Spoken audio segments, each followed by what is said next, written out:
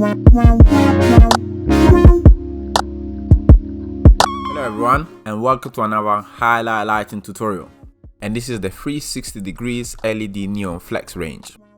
Now this will be available in single color red, green, blue, cool white, and RGB. Now power connector and end cap are available but sold separately. Now as you can see here, you have two sides of the 4 pins. So this side is a little bit more sharper and that will go straight into the flex, and this side will go into the connector. So let's go ahead and grab the neon flex, and then you want to go ahead and insert the 4 pins, the sharper side, into the flex.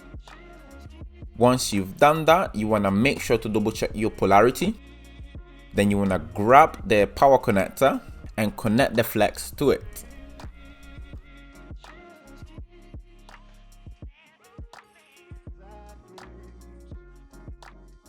And once you've done that, don't forget to add your end cap at the end of the flex. And as we always recommend, do please test the neon flex before completing installation.